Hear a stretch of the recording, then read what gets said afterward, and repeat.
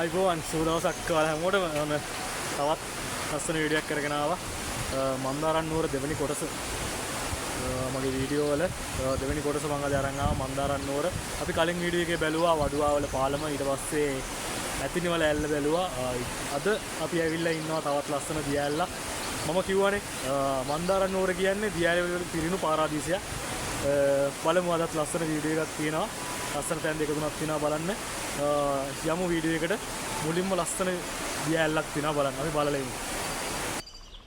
ඔන්න අපි ආවා අපේ පළමු නැරඹුම් ස්ථානයේ කළු පාලම ඇල්ල. මන්දාරම් නුවර තියෙන ලස්සන තැනක්. ඔයාලට ඇහෙනවා ඇති වතුර සද්දේ. සාමාන්‍ය මට්ටමක වතුර ගඳක් තියෙනවා. මම අනිත් පැත්ත හරලා හොම් පෙන්නනම් බලන්න කොහොමද ලස්සන කියලා.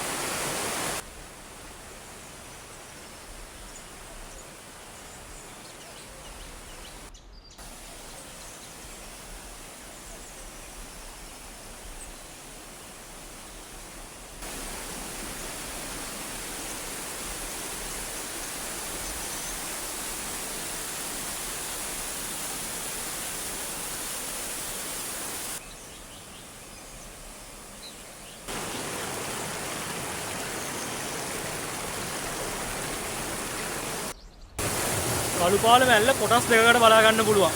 අපි පල්ලෙහාක් කොටස තමයි දැන් ඔයාලට පෙන්නවුවේ. එතනින් උඩට ගියාම ටිකක් ලොකු, ඊට වඩා ලොකු ඇල්ලක් තියෙනවා. අපි දැන් එතෙන් යන ගමන් ඉන්න ගිහින් බලමු එතන කොහොමද කියලා. මාර ලස්සනයි ඉතින්.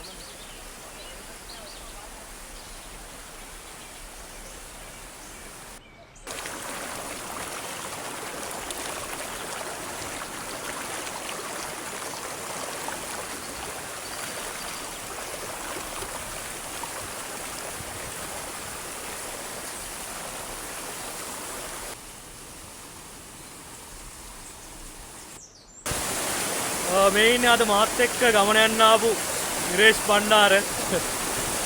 අත ලස්සන නේවා.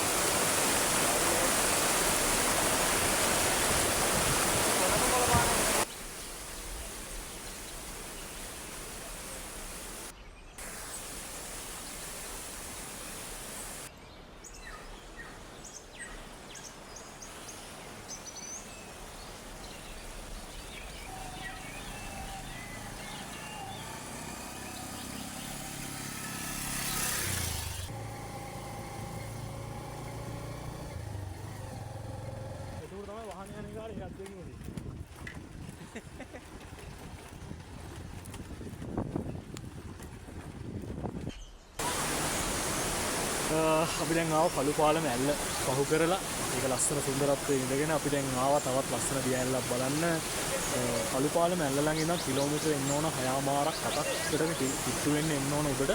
ඒ එනකොට වංග දැන් ඔයාලා දකින්න තියෙ පාර ටිකක් අබලන් තත්ත්වයක තියෙන බයික් එක වගේ නම් මේ අපි ඇවිල්ලා ඉන්න තැනට වෙන්න පුළුවන්. අපි දැන් ඇවිල්ලා ඉන්නේ තවත් ලස්සනම දියඇල්ලක්. කබරගල ඇල්ල මන්දාරම් නුවරට එනවා නම් ඔයාලා හැමෝම බලන්න ඕන දියඇල්ල තමයි. දියඇල්ලක් තමයි මේ කබරගල ඇල්ල දියඇල්ල. දැන් අපි එතන ඉන්නේ. අපි ගිහින් බලමු සුන්දර කබරගල දියඇල්ලේ ලස්සන. යන්න. දැන් සූදානම් මම ඔයාලට පෙන්නපු අර ගල දිගේ උඩට වහින්න ඕන මේක. පහසු පාරක් නෙවෙයි උඩට වහින්න.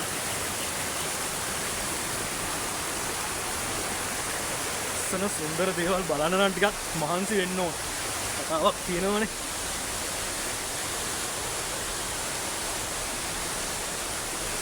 මේ පේනවනේ. ඒ ගල දිගේ තමයි නගින්න තියෙන එක.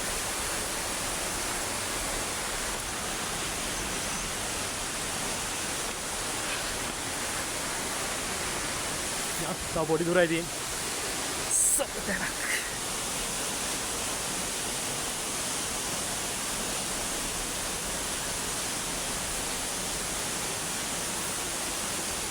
ඇහෙනවද? දියඇල්ලේ සද්දේ.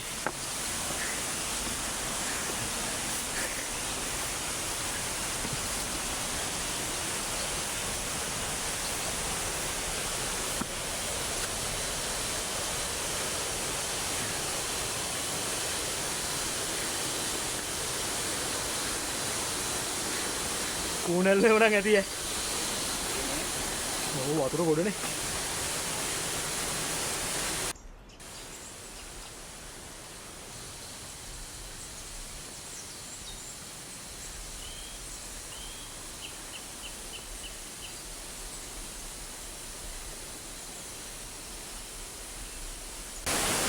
සුන්දර කබරගල ඇල්ල. අපි ආව ඇල්ල ළඟටම දැන්. බලන්න කොහොමද කියලා.